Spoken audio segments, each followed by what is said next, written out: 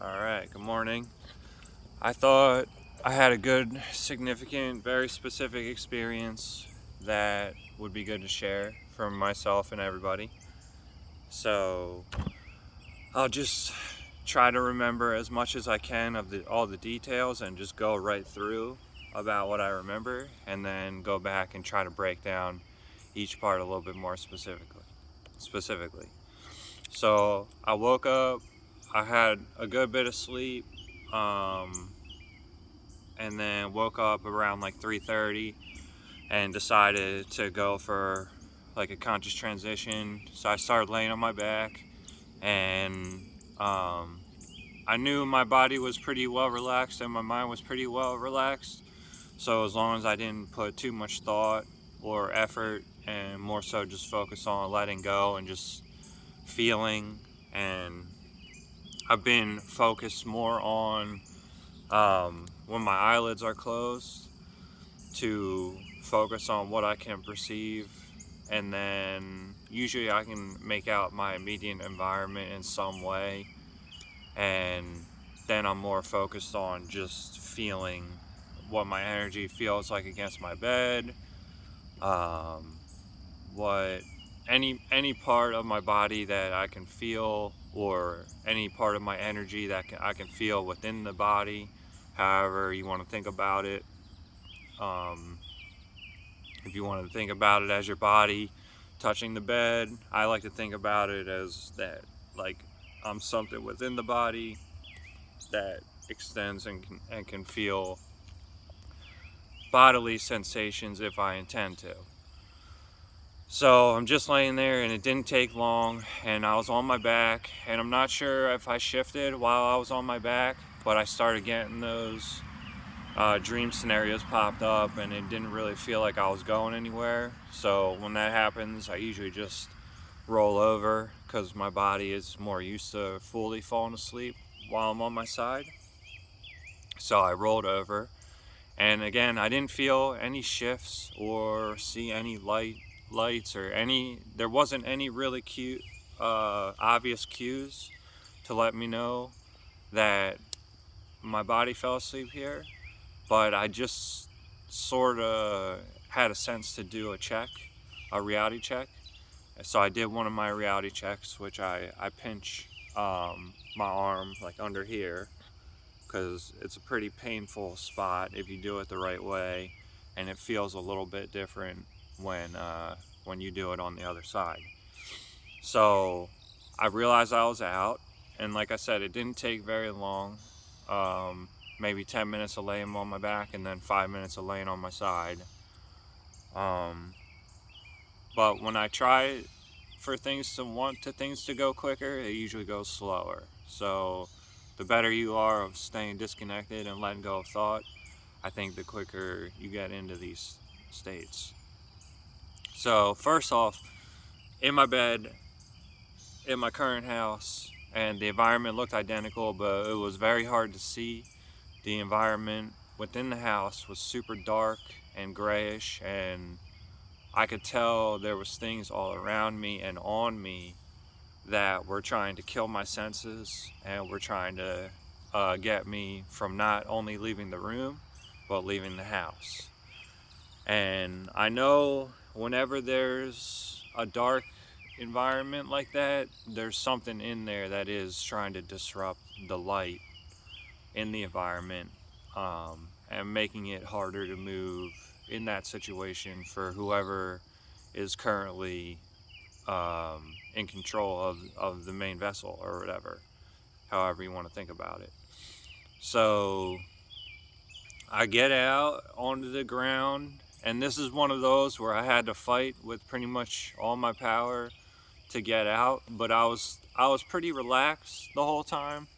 I wasn't really like annoyed at this. I was sort of more so annoyed that it was happening, but I wasn't like feeling like I could never move out of it. I just knew I had to kind of wiggle this time, even though I didn't have my full movements like it would be. It's nice when you just pop out of the bed and you can run out of the room and run out of the house, but this time it really felt like I was being suppressed by a lot of things.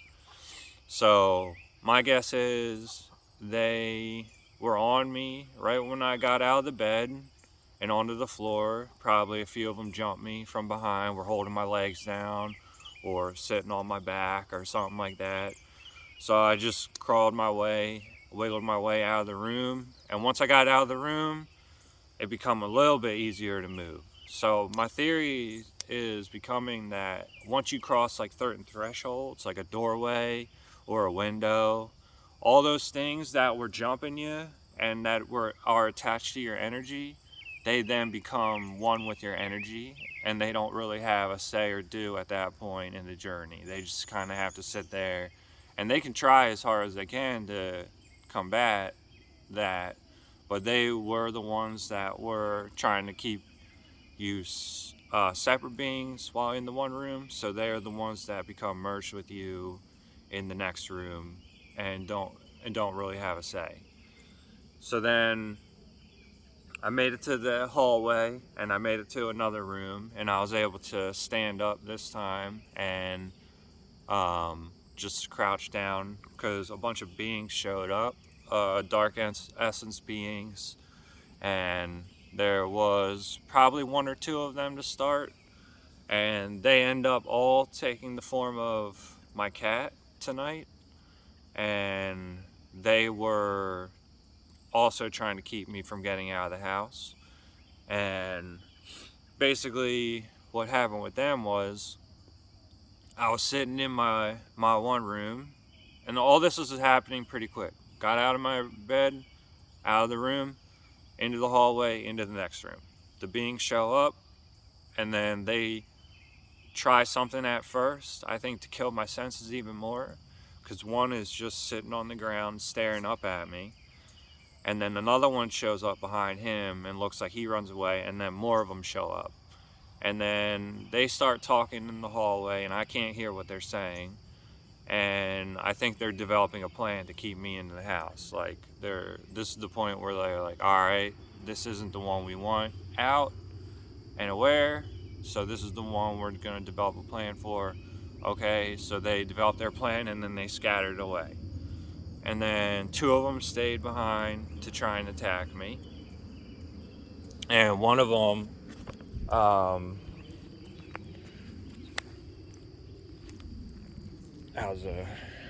that was an interesting hornet. So two of them stay behind to attack me, and what they end up doing is uh, like attaching to me. So I noticed they were taking the form of my cat, so they felt like they weren't really a threat. And the whole time I was completely lucid, by the way. Like, I had the full awareness that I had gotten out in the bed and I wasn't in this reality anymore. And I just kind of didn't really, I guess, pay them too much mind tonight as like a threat. Um, so basically, the one I bent down to get a closer look at him to see what was going on, and he attacked my arm, and he started to. Oh, he was on my one hand. He was like trying to eat through my hand, and he got through a little bit of the skin, but the pain went away really quick, and it hurt. It hurt pretty good that he was attacking me on my hand, but it didn't really bother me. It felt like he was just stuck to my hand. Um, and then once he got down a few skins, he couldn't he couldn't penetrate the hand anymore. So he gave up and ran away. The other one was attacking my other arm or hand at the same time. So I think I was just sitting there letting them do whatever they wanted to do for a minute, and then they ran away. And then from there, I decided to keep going because I needed to get out of the house. So I went back out of that room, even though that was like more like a safe house room and I could move in there. The environment was still pretty dark. So I went back into the other sections of the house to make it out of the house. And um, realistically, I could have just turned around and used that window behind me. but I decided I wanted to go through a specific door this time.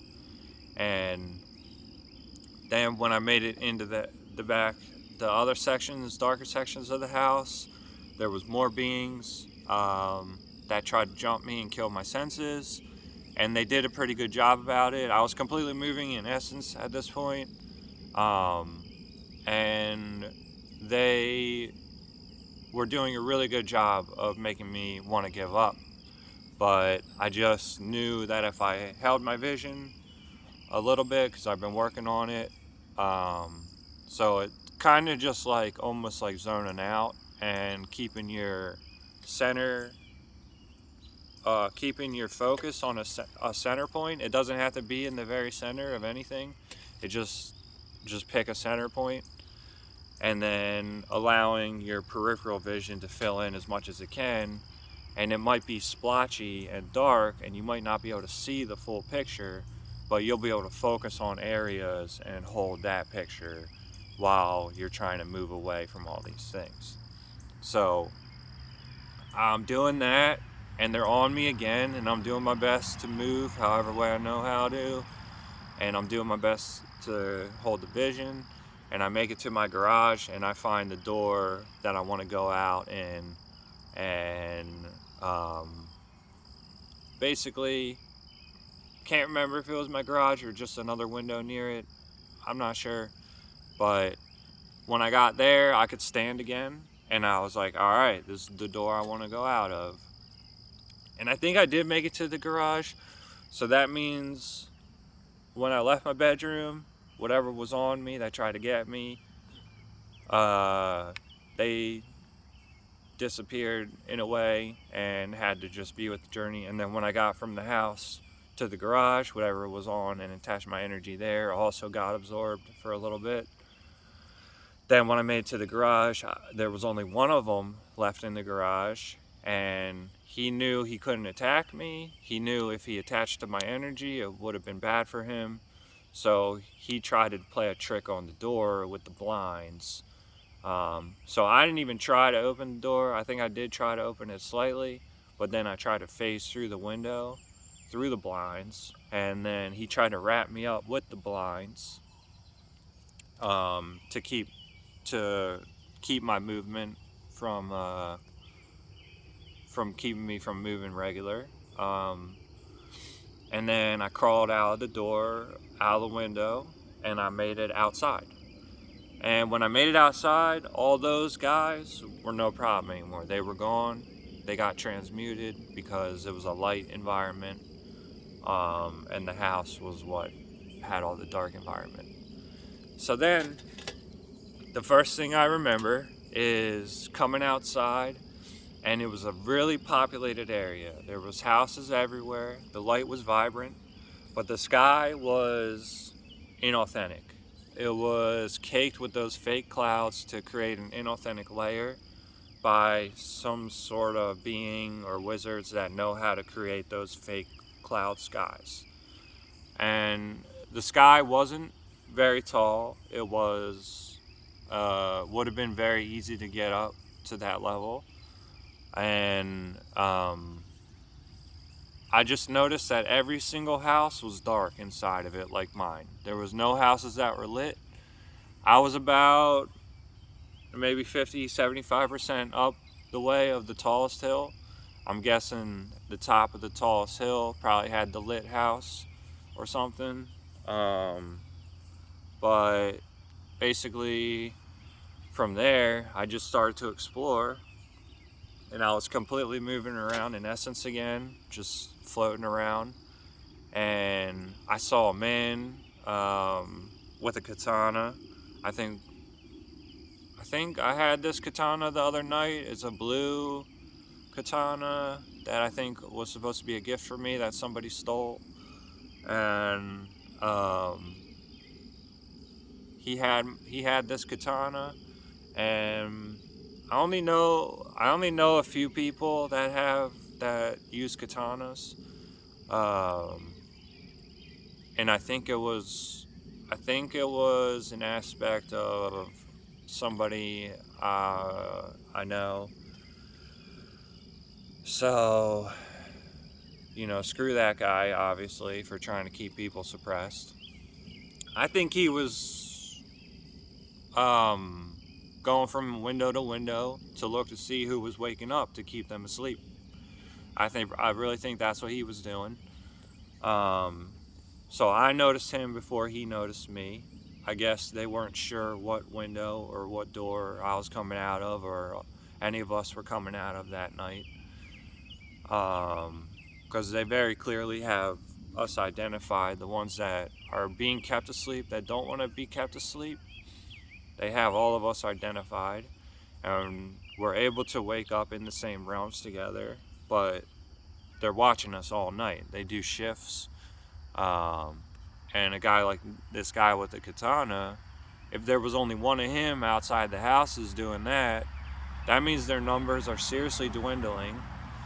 It means they invaded all of our houses and they're doing their best, and their strategy is to keep us in the house asleep in these layers, rather than once we get out, they don't have as big of a plan for us. So it seemed like in that moment, I was one of the only ones that got aware at that time. Um, Not to say others haven't gotten aware that night in a different place and were helping in other places. I know there's a lot more going on than just my stuff. Um, but wherever that was, it was a highly populated area with a lot of souls being kept asleep. So there was also a carnival-ish vibe going on somewhere. I could tell there was like carnival lights somewhere. Um, so anyway, I see this guy, and then I don't really pay any mind to him. I actually think like maybe for a second this could be an ally if it's someone with a katana. Um, but I found out later he's definitely not an ally. Um, and I think he got confused when he ended up seeing me. So I was floating around, and I'm not really sure what I looked like this night. Um, but when he finally saw me, I was exploring a little bit, and he thought I was somebody that I wasn't. So he thought I was his ally stealing Stephen David's vessel again. So the truth is, I made it out in my own vessel, and he was confused and didn't know that it was me. So he started to tell me, instill fear in me, and he started to say, "You aren't supposed to be seen like this," or something. He said I needed to run. I needed to swim away because he saw that I was floating in essence, and he was saying I needed to swim away and not be seen by something above the sky, a ship. And he said if they see you like this, it's gonna be bad or something. And that's when he ran away. When he realized I was me and not his ally, he ran away to go alert other people. And he had a dog with him that I think he was controlling to be his guardian. Um, because the dog looked like it was more thinking more than he was. Um, so I know for a fact that probably wasn't his real guardian helping him. It was something he was controlling. So they ran off, and when they ran off, they did instill a little bit of fear in me, because sometimes things just happen so quick out there. If something's like telling you something big is coming and they're all worked up emotionally about it, it makes you for a second be like, okay. So I just started to swim away, and as I'm swimming away, this thing starts descending from the cloud line. And when it's above the cloud line, it's a huge, huge ship, UFO looking thing. But as it descends below the cloud line, it just turns into a small car that's flying around. So I've experienced this before, where when it's on a certain plane layer, these ships, they look humongous and intimidating and threatening, but as soon as they descend down into our light, they get transmuted into a more non-threatening vehicle or whatever they're using at the time. So this thing literally just turned into some sort of car looking pretty juiced up, almost like a DeLorean looking car from that movie. And then that was pretty much it. So as that ship descended and then the car saw me, it almost did like a little bit of a U-turn and started to run away. And then there was things, I guess the darkness caught up to me, or something else caught up to me as I was just standing there distracted by the guy running away and the ship descending. Something made it so that my experience ended. So my guess is that they were the ones that were supposed to be guarding the realm, and when they both ran away, the light ran away with it, and the darkness engulfed the area, and my senses got killed, and I got brought back to physical. So that was the one I wanted to share. Sorry it took a minute to get through it, and I kind of broke it down throughout instead of just saying all the way through. But in my opinion, these beings need to be handled because they're still pulling shit every night when they're not supposed to anymore. And they've been told they're not supposed to, but they keep doing the same shit every single night. It doesn't matter where we're waking up, when we're waking up. They keep telling everybody, first off, they're stealing people's eyes. They know how to steal people's eyes and watch other people's visions all night long. So they got people watching the screens saying which ones are waking up. They got people set up shop in the rooms seeing which ones are moving in the bed. They got stuff set up in our houses, making it hard for us to get out of the house. They got stuff outside the house that are double agents pretending to be with us, that are supposed to be helping us when we get out, but they're actually keeping us suppressed. They got stuff creating false layers in the sky to keep our primordial guardians from seeing everything, because they have to withhold their position to protect the primordial energy. So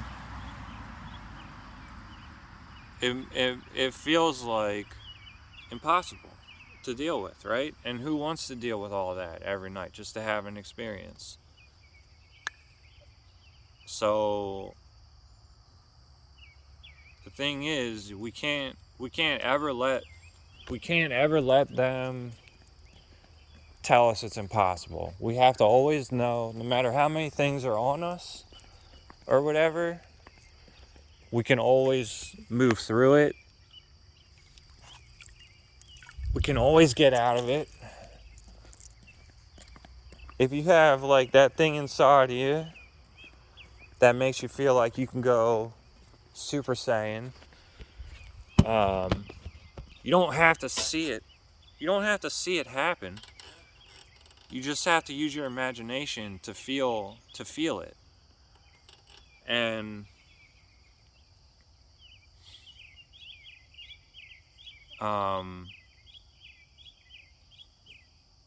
in my opinion, it's just the time to know that you can unlimit your mind, even if you want to take it slow, one day at a time.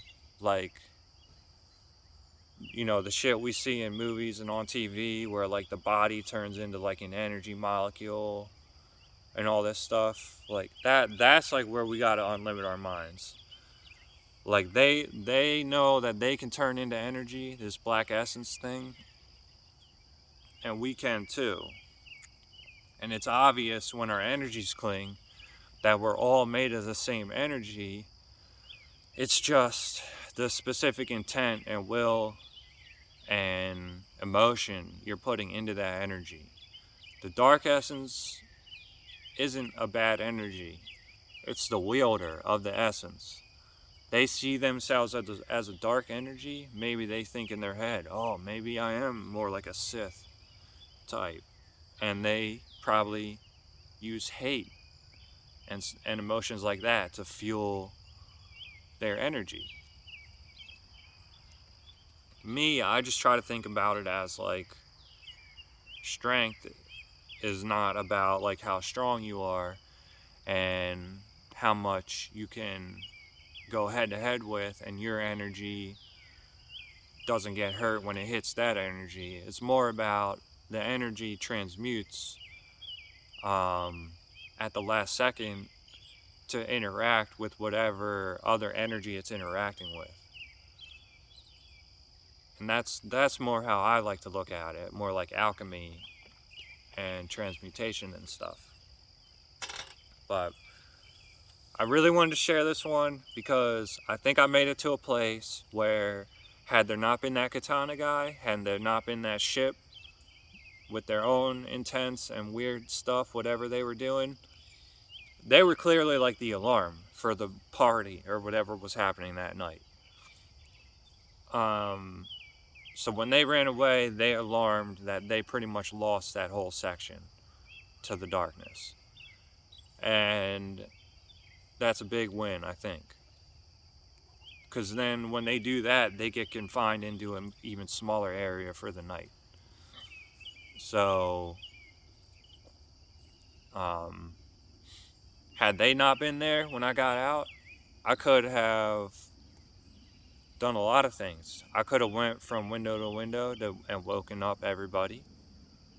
I could have flew above the sky or jumped through the ground and then checked out other layers that were happening above and below.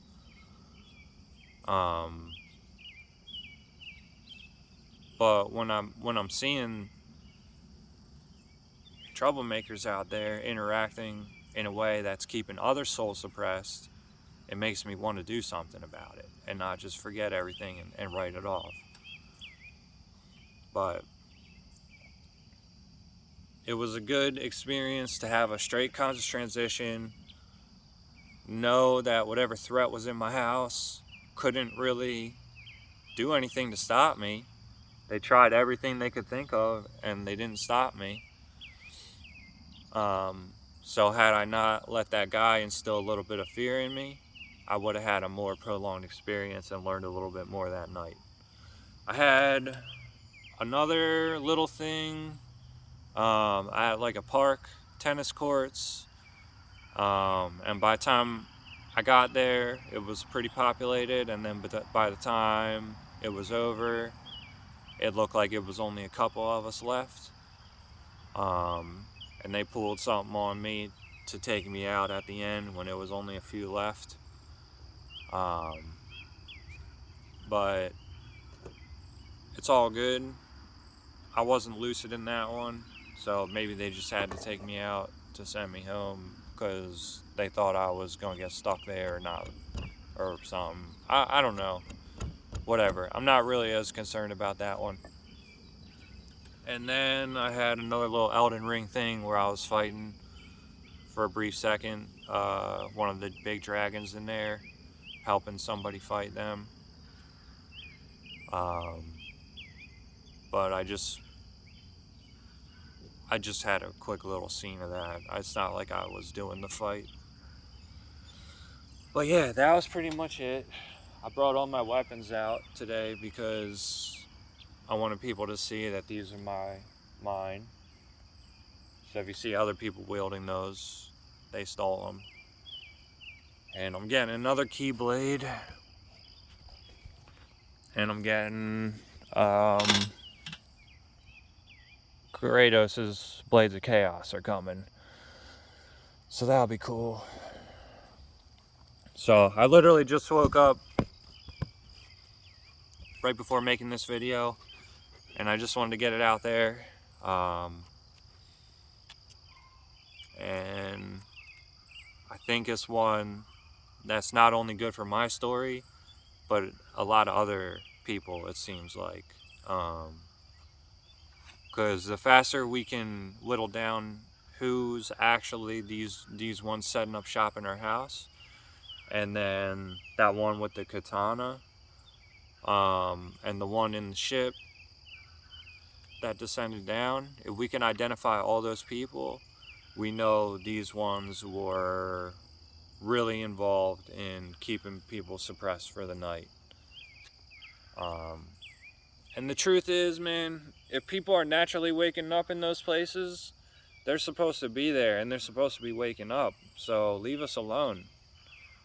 Why are you guys so, like, clinging onto these experiences where you're literally just sitting there watching others for hours at a time? It's literally pathetic. Like, go find something else to do. Use your imagination. Fight your masters a little bit that are telling you to do all this shit. Are you really that scared to lose something? I'm calling all of you out. Fucking grow some balls and figure out something for your own story so that you're not stuck anymore having to be doing whatever you don't want to do for the rest of your stupid life. And that's why I'll leave it. Have a good one.